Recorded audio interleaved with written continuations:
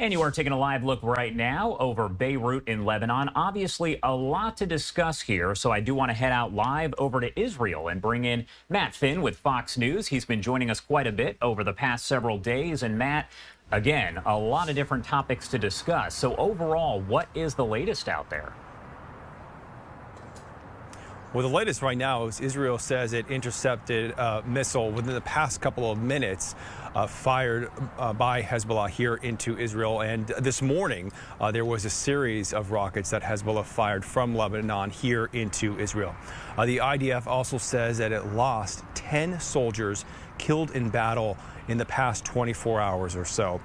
We do want to highlight in Gaza, in the city of Khan Yunis, there's graphic video out there that shows the aftermath of an Israeli strike. 38 people reported dead since yesterday, including women and children in Gaza.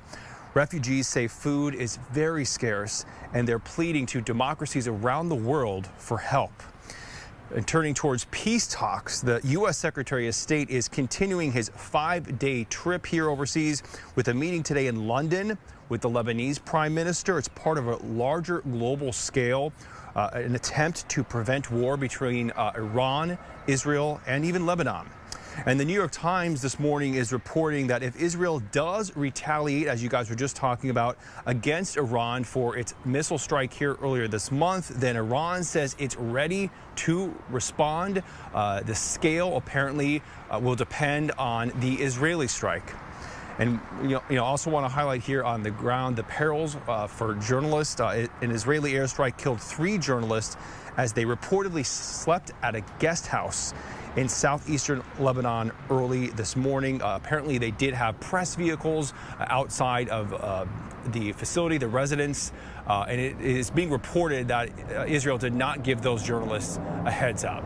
Josh. And Matt, do we know much else about the situation there with the retaliatory attack by Israel on Iran? Because we heard that New York Times report that says Iran is ready for war. They don't want it to happen, but they are ready for it. Well, it's been speculated for months and months now that there may be this larger scale war that, our U.S. Secretary of State and many other diplomats are trying intensely to avoid, as evidenced by Blinken's trip here overseas. He has met with representatives from multiple countries and multiple organizations over the past couple of days. So it really is pure speculation that something larger may happen. Last week, Israeli media was reporting that it's only a matter of time. And then we had that leak, which apparently revealed some of the elements of Israel's preparation, but did not reveal any type of plan or location.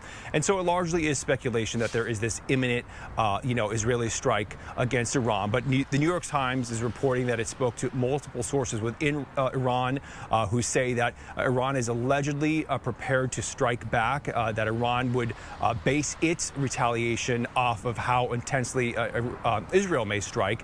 I think it was about a week or two ago that Israel said it was only going to target military sites, that it would not attack nuclear sites. Iran is threatening that if that were to happen, there could be a larger scale war here. All right, Matt Finn there reporting live from Israel. As always, thank you so much for taking the time to be here with us. Thanks, Josh.